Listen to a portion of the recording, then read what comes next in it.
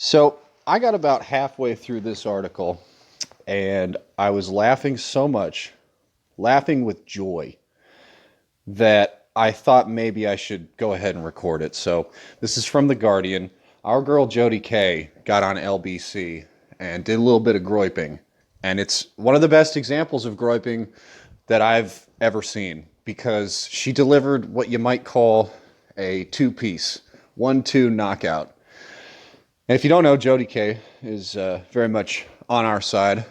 She's very lovely, and I'll tell you, she can play a mean guitar too. She's good. Very good. Anyways, so Keir Starmer, I'm American. I'm probably mispronouncing that, but whatever. You know who I'm talking about.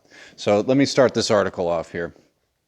Keir Starmer has been criticized for failing to challenge a caller to a radio phone-in who advanced a racist conspiracy theory and hailed Israel as an ethno-nationalist utopia. This is what I mean by the 1-2 punch. So the caller to this LBC phone-in said she opposed footballers taking a knee in solidarity with anti-racism, which we all know what that means, quote, because if anything, the racial inequality is now against the indigenous people of Britain, because we are set to become a minority by 2066, end quote. That's Jody, and that would be the other part of the 1-2 punch. The claim is a feature of the, quote, great replacement conspiracy theory that claims elites are using migration to make white people an ethnic minority in Europe. Quote, we just have to look across to the Middle East, the caller, Jody, continued. Israel has a state law that they are the only people in that country to have self-determination. Well, why can't I, as a white British female, have that same right? Fucking, I mean, how can you deny that? And they didn't outright deny it. The response, which, like I said, I only read half of this article because I was just too happy I had to record this. In the clip, which is about 1 minute and 25 seconds, they don't at all deny any of this. It's mushy, just typical politician speak about how, you'll see. I'm sure they'll get to his response in this. A controversial law was passed by Israel's government in 2018 declaring that only Jews have the right to self-determination in that country. It has been criticized by the EU and Israeli civil rights groups. Wow, that's amazing. They have them over there too, huh? And denounced by Arab Israeli politicians as, quote, the death of, and I love this, our democracy, the death of our democracy. Well, here's an idea. How's about, one, I don't even want a fucking democracy.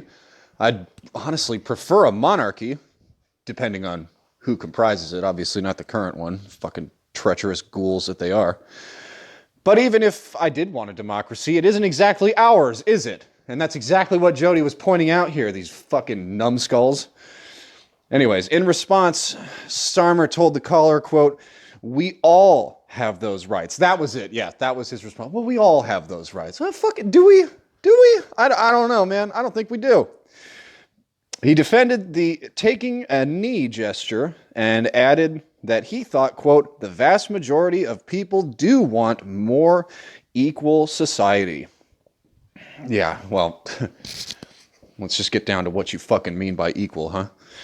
The Labour leader's response drew criticism from his own MPs. Quote, when white supremacist conspiracy theories and racist, undemocratic laws are promoted on national radio, they must be called out and vigorously challenged, said Zara Sultana, the MP for Coventry South. I'm going to be honest, I'm an ignorant American. I don't know where Coventry South is, but I know that a name like Zara Sultana doesn't fucking belong to even be a citizen, let alone an MP. Fuck off, mutie. Anyways, it continues. Clive Lewis, the MP for Norwich South, said, quote, for neither the presenter nor Keir to, at the very least, explore further, unpack, that's one of their favorites, huh? Unpack and robustly challenge such an extreme statement is frankly appalling. Yeah, it's not so fucking extreme when somebody like Ash Sarkar is praising it, right? Then it's not so fucking extreme, huh? Somebody like Joe Biden here in the States talking about it in glowing terms. Then it's not so extreme. Then it's just normal, right? Cunts. Nadia Whitcomb, the MP for Nottingham East, said, quote, this is a great replacement conspiracy theory as old as time. Oh, is how old is it, huh? How old is it? Is it a theory that maybe, I don't know, came around right around the time that the United Nations was talking about it in exactly, well, not exactly, but calling it replacement migration? Might it be about that old, Nadia? Let's see, going on. The incident comes as labor struggles with its relationship with minorities. Yeah, you can't give what they want as much as you'd like to think, because, you know, that involves killing yourself, you fucking assholes. Starmer was this month urged to return money from a party donor whose tweets have been condemned by Muslim groups as Islamophobic, weeks after a survey of Muslim supporters found a lack of trust in the leadership.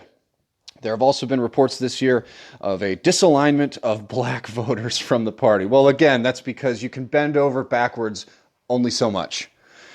Fazia Shaheen? Jesus.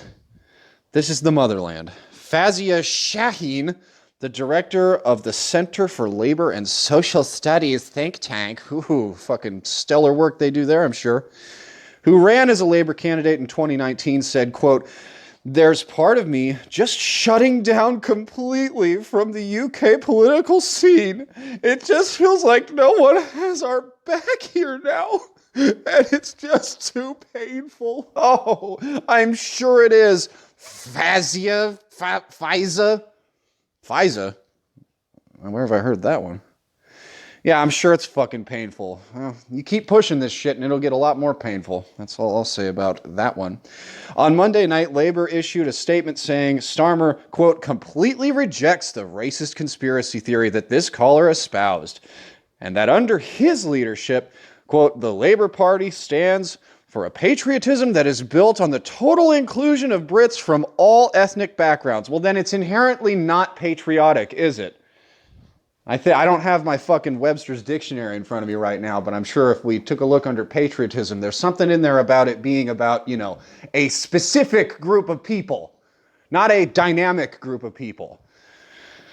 Keir, let's see, quote, "Keir gave a robust defense of sports people."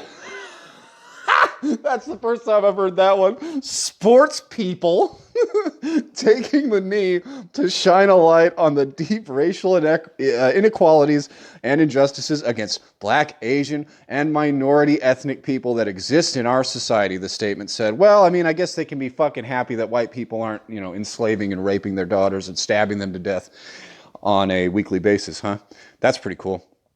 So anyways, that's what I meant by the 1-2 punch. In one, like I said, the clip is like 1 minute and 25 seconds long. And in that time, Jody managed to get them to both promote the Great Replacement reality and criticize Israel. Fucking fantastic work. So good. I'm going to, you know what? I may just print this one out and have it laminated. Because it's, oh my God, I was so happy when I was reading this. Fucking Jody Kay, if you ever listen to this, oh, well done, girl. You fucking got him. You got him. And we are all very appreciative of it. I'll leave a link to her channel down below. If you're not aware of her, go check her out. Like I said, she's got good takes, she's got good instincts, and she's got a pretty good talent on the sixth string. So anyways, I'm going to take off. And as the man once said, you can build your filthy world without me.